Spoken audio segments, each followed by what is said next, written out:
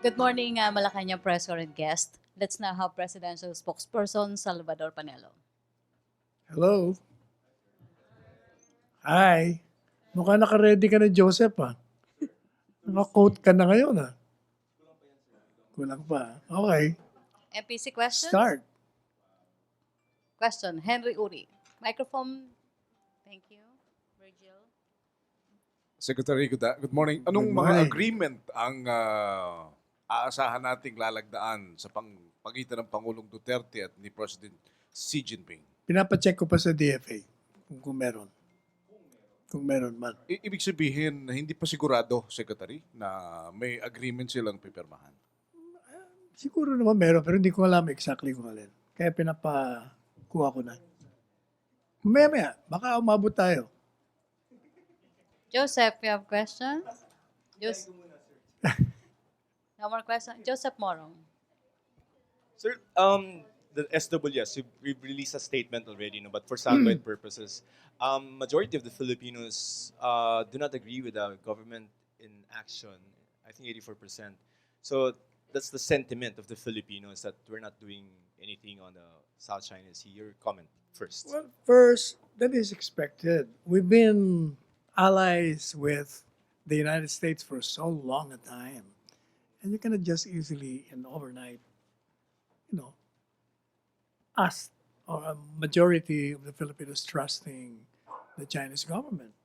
That will be a long process. Number two, as pointed out by one of the lawyers, the question as crafted seems to mislead. It suggests that this government is not doing anything.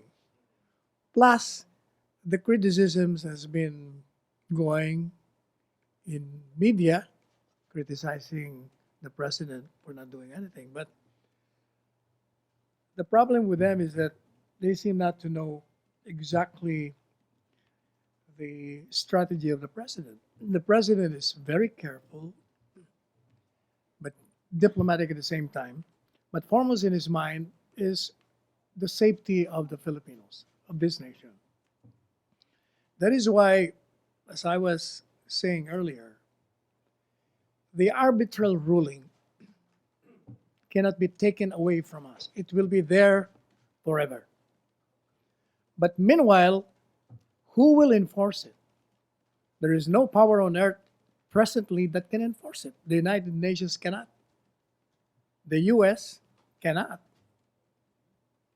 Who will enforce it? Meanwhile, perhaps from the point of view of the president, we can get things done by negotiating. That is precisely why we have this mechanism of negotiating, talking with them. That is why we have this code of conduct. Because as far as the Chinese is concerned, we own this. This is ours. Yes, that's what they're saying. That by historic right title, they own that part of the world. But meanwhile, there are claimants, and there is problem with navigation, as well as overflight. So we have to draft a code of conduct, and we're glad that the Chinese government acceded, and they're willing to sit down and talk on how the code of conduct will be drafted. Follow up, sir. You mentioned that as far as the Chinese are concerned, we own this part of the world, no? No, as far as they're concerned, they own it. Ah, They're okay, saying okay. we own this. And our position is. Our position is the arbitral ruling says it is us. But meanwhile, it cannot be enforced. Okay. Sir, you're saying that going back to the arbitral ruling, you said that there's nobody that can enforce it, right? The United Nations is not enforcing it. Mm-hmm. The United States is adamant in doing it too. So who will enforce it? Meanwhile, what are we going to do? Are we saying it's useless? As of now, Yes. yes. But as I said, we can get what we are supposed to have by negotiation. You don't see this, sir, as a tool for leverage for the Philippines. Which one? the CPA ruling, the PCA ruling, sir? The arbitration ruling. I said that arbitral ruling will be there forever. It will always be a leverage because according to the decision, it is ours. And how are we going to use this as leverage? Well, they know that it is ours, but from their point of view, it is theirs. So there is now a conflict between the two, but we cannot go to war, and we don't want also armed conflicts arising in that region because it is us, this country, that will suffer the most, given the proximity between the two countries. Just one last one, sir. To answer the statistics, no, the survey, you said that the question, the way it was crafted, seemed to be suggestive, right? Yeah. And that you're denying that the government is not doing anything. So to answer that survey, sir, what have we done on the SCS or West Philippine Sea, sir? Well, that's precisely we have the negotiating table. That is why the president is visiting this country. Those are part of the talks between these two countries. Maybe as far as advancing our interests is concerned, what have we done? We have entered into bilateral talks where problems common to the countries in this region are discussed, like security, like terrorism, like the drug menace, like trade relations that will be beneficial to all the countries in the Asian region. Okay, sir. Thank you. That's it for me now. Inandulong? Hi, sir. Sir, since you're saying that no one can enforce the arbitral ruling, what did the president mean then, President Duterte, when he said before that at one point during his term he will insist or discuss the arbitral ruling with his Chinese counterpart? What did the president mean by that? It means that we will ask them to respect the decision. Because right now they're not respecting it. They're using might. It appears that other countries are not willing to help us enforce the same. And when we ask them, or when the president asks them to respect the ruling, how does that play into asserting our claims? Perhaps, when you talk with the Chinese government, perhaps we can tell them that we're supposed to be neighbors. That this particular area of conflict that we have now is given to us, to all of us, and we have to benefit from all of this.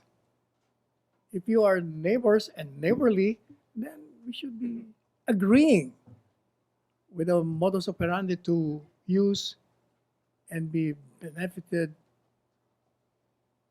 coming from all those resources in that area.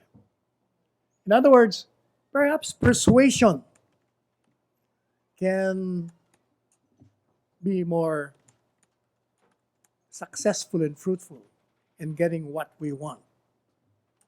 Speaking of persuasion, sir, some would say that getting support of other nations in asserting our claims could help.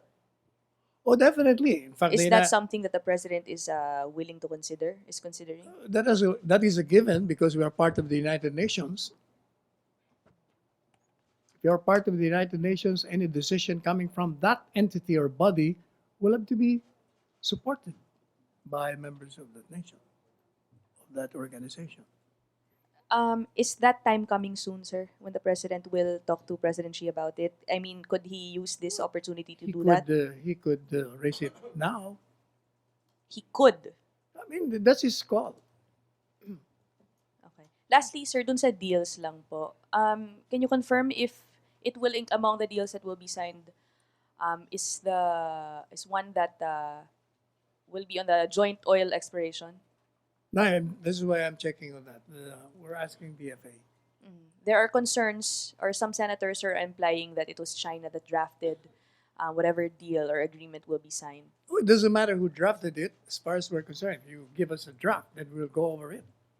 We have to see whether this is legal or not, whether it's beneficial to us. or So not. we're okay with China dictating whatever will be the contents of the deal? Well, I said, even if China drafts it, it has to go over us. We have to review that. Okay. In the same manner that if we drop it, it will have to pass through them too. Thank you. Okay, Henry, microphone. Secretary, you said the ruling of the tribunal is useless, right? As of not, for purposes of enforcement, but psychologically, it benefits us because as far as the world is concerned, this is ours, not theirs. You said also that they're not respecting it. The China are not Yes, respecting it. obviously they're not. Otherwise, they would have given that property to us. By saying that, hindi ho ba naiisip na rin ng Malacanang o ng gobyernong ito na i-give up na lang yung claim natin kasi wala rin namang nangyayari at ganun din. Why did you- Tila ho walang makapipigil na sa China if it's useless and they're not respecting I said, it. Wala na present- makapipigil sa China. I said presently. Perhaps if all the countries of the world will unite and pressure China, who knows? So that's the only way.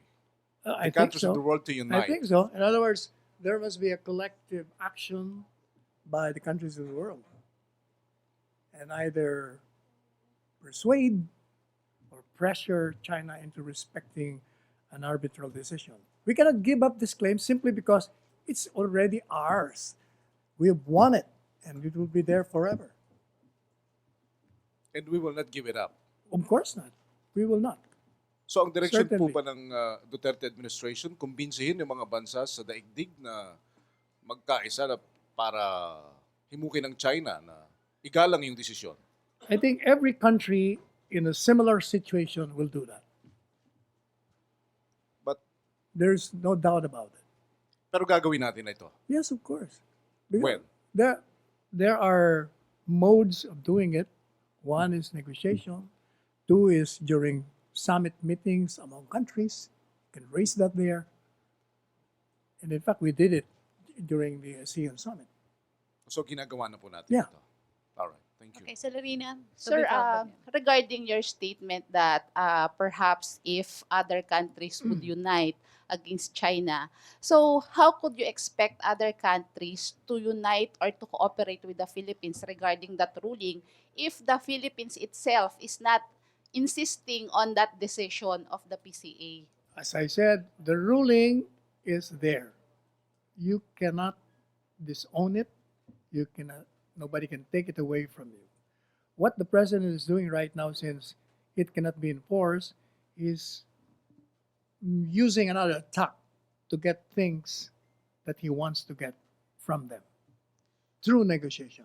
Sir, do you see the sincerity of China sa negotiation na to? Well, during the previous negotiation, it appears to me when I was there that they are sincere. You know, the sincerity will, the final test would be what are the agreements, if there are any, to be signed, whether we will be getting benefits or not, whether their pledges are going to be fulfilled or not. That will be the test of sincerity.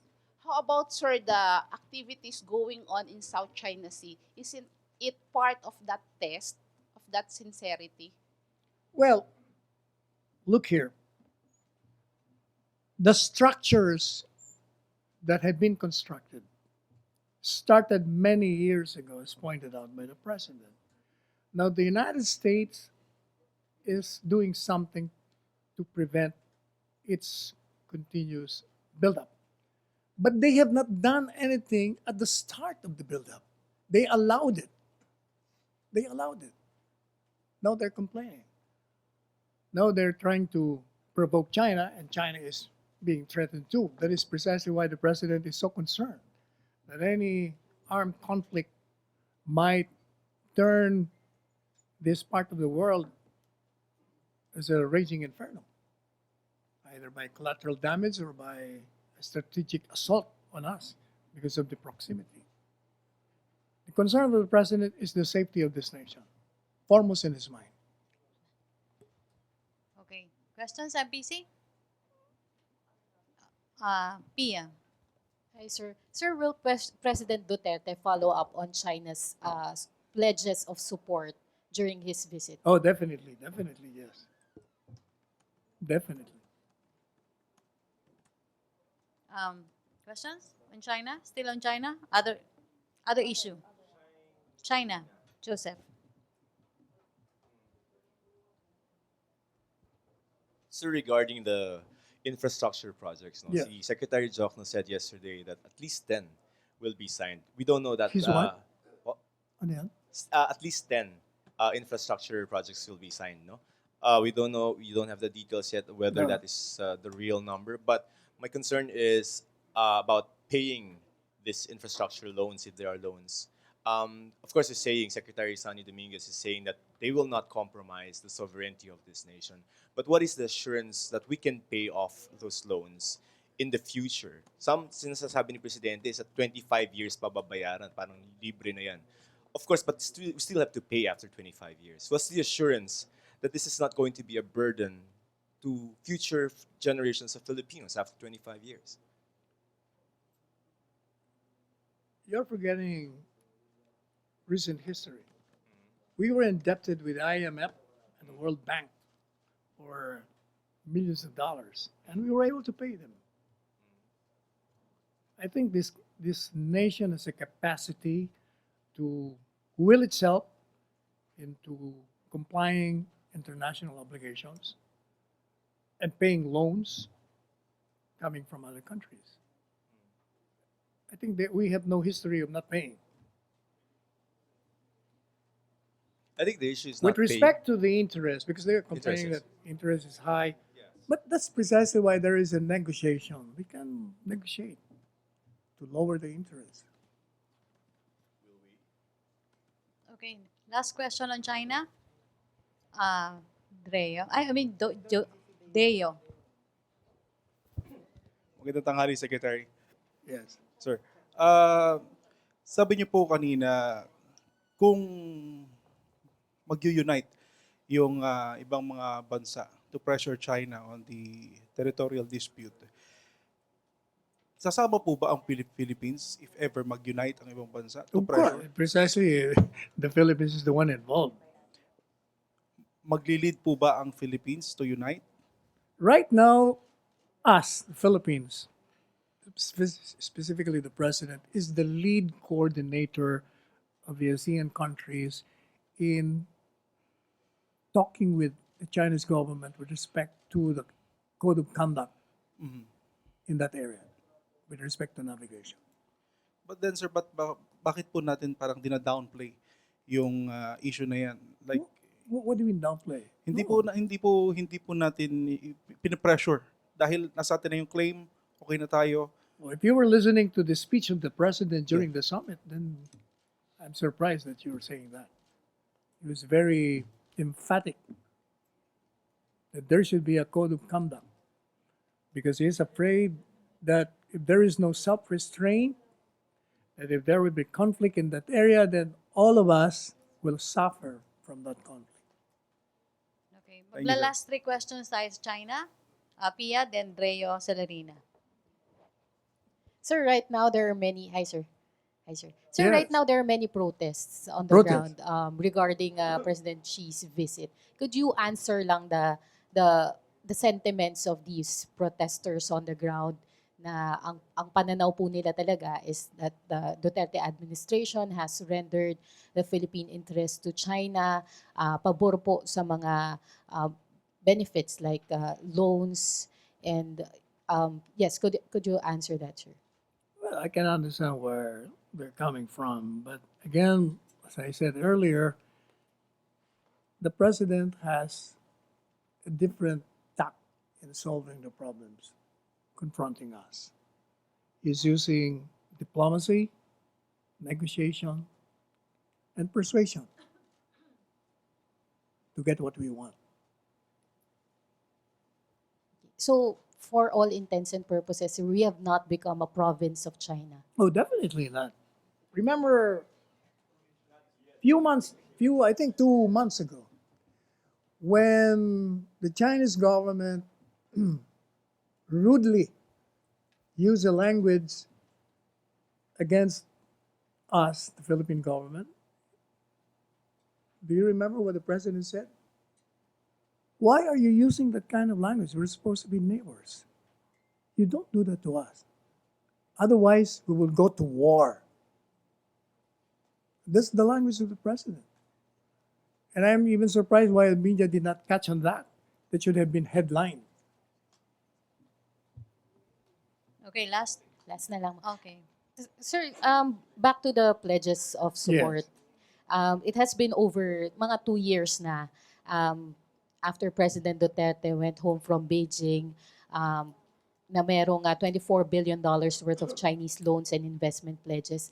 But right now, only a fraction of that has materialized. Does this speak of the sincerity of the Chinese government in giving support to the Philippines? One professor was commenting that the fact that it's 2 years, it is reassuring because the two countries would be studying all these proposed loans, what terms and conditions they. What we're forgetting is there is bureaucracy, not only in this country but also in China. I have some friends who've been working on this project for 2 years, but until now,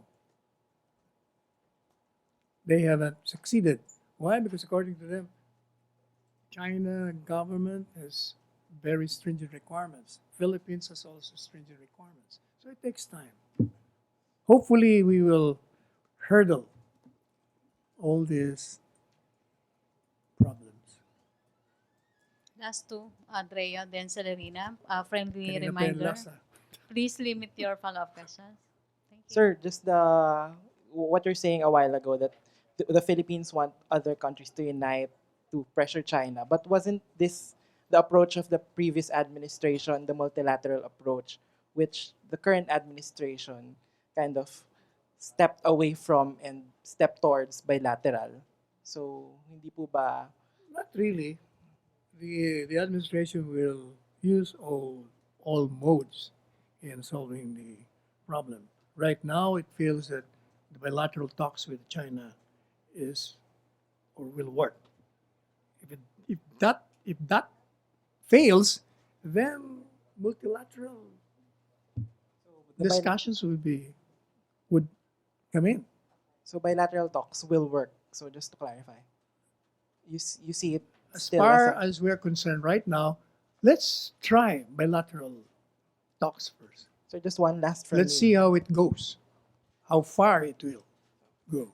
Sir, given the territorial disputes we have on one side and the loans and the financial benefits that we're getting, so if you're gonna weigh both of those, are we getting the benefits of our friendly ties with China 2 years after the president pivoted towards Beijing? Well, hopefully we will get them. That is precisely why we're having all this visit, this negotiations, these discussions. Hopefully. So hopefully we're not yet getting it because that's a hopeful We're not tone. getting it yet because we have only how much? $140 million. We're still negotiating with the other. We're precisely going to, in the words of Ben Jokno, let's demand for the fulfillment of these pledges. I'd rather use the word persuade, not demand. You use the word demand to them, they might react also. Last on China. They might tell us, you want us to help you, you're demanding from us. Sir, any assurance, like for instance, you are negotiating these huge loans with China, Yes. there could come a point now we will insist on the PCA ruling. China might use that to, I don't know the right term, to pressure us to immediately pay the loan, or parang gagamitin siya ng China to as a leverage, What ganon. will they do? If we cannot Kasi pay sir, the loan? just like Tell what me, happened, What will they do if we cannot Yeah. pay the loan? sir, remember, attack us? remember what No. happened to North Trail before? It was there was a loan agreement signed during the Arroyo administration. Yes.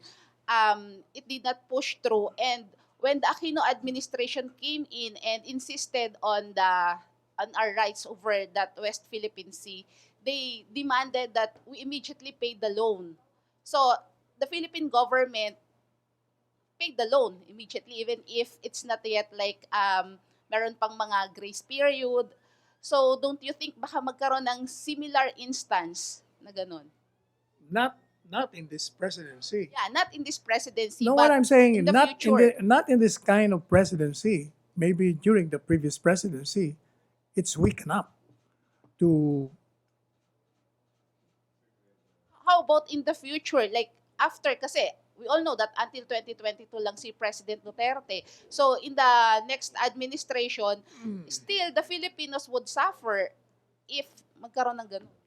Well, my take is that this president has set a standard of a leader in this country, and there is no other way from those who will succeed him to be like him.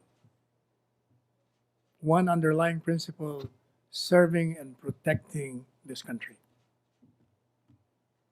He has set the standard of how a leader should govern this country. So the successor should like act like what the president is It doing should be right like, in now. other words, courageous, independent, diplomatic, creative. He's a thinking president. Okay, thank you, Celerina. Mag-last question na tayo ha. Other issue, Ina Andolong.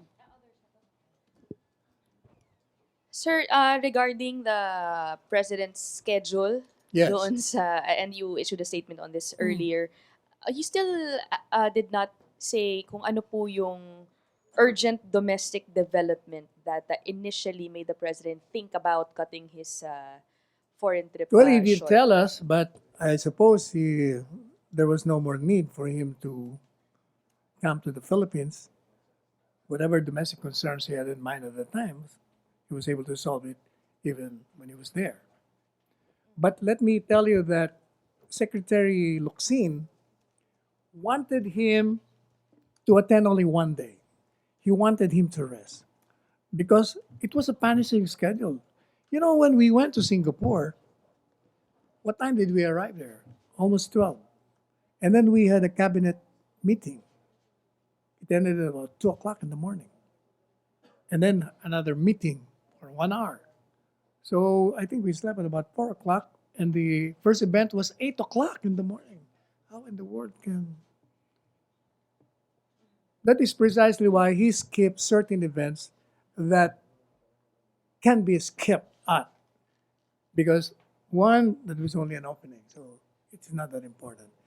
Number 2, 3, and 4, he had to read only a joint statements coming from the ASEAN countries. And there was going to be a discussion among the presidents. So he just tasked Secretary Locsin to read the statement for him. But the more important ones where 3 presidents of 3 powerful countries were to address the members of the ASEAN summit, he was there. And he espoused his ideas vis-a-vis the concerns raised in that gathering. So no idea at all, sir, on what this urgent domestic development is. Did he- Because if you recall, before he cut his trip to Russia short because he attended to the Marawi siege. So we were asking you about this days ago, just in case if it's of that something that serious as well. Oh, he didn't tell us, but I can ask him maybe tonight. Mhm. And how was it resolved exactly? Did he task anyone here? Did he deal with No, the this problem is precisely why there? I said I'm going to ask him so that I can give you a concrete answer. I will ask him. Thank you, sir. Bia, may question?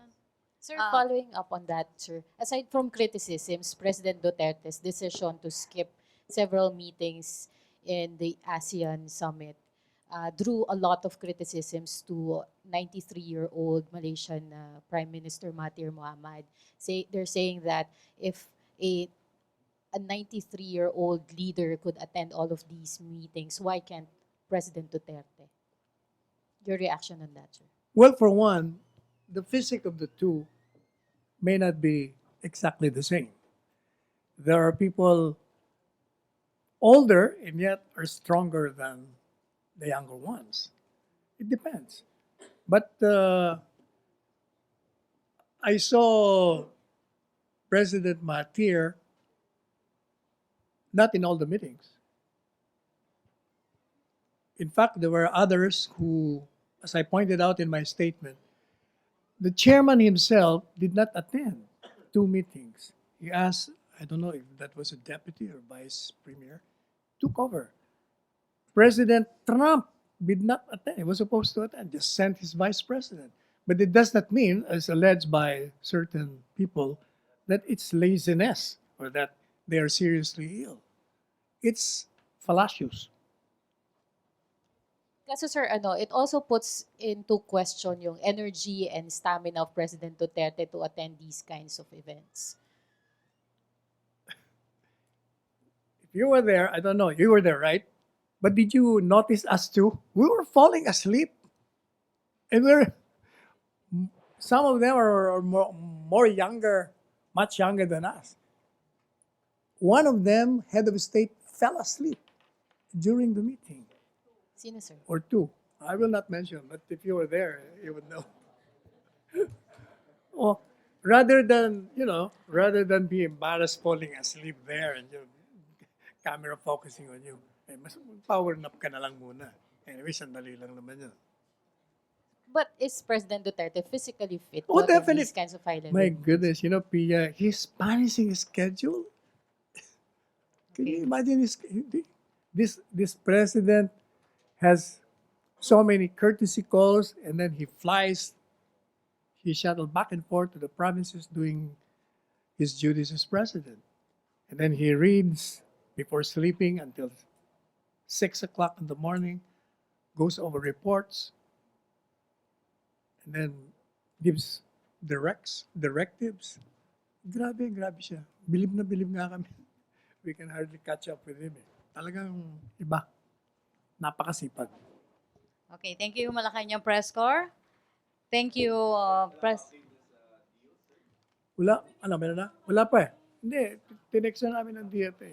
Okay, Hindi, thank you. we will issue a statement as soon as we have it. Para Okay. meron kayong istorya. Thank you, Presidential Spokesperson Thank Salvador you. Panelo. Thank you, MPC. Back to my studio sa Radyo Pilipinas and People's Television Network.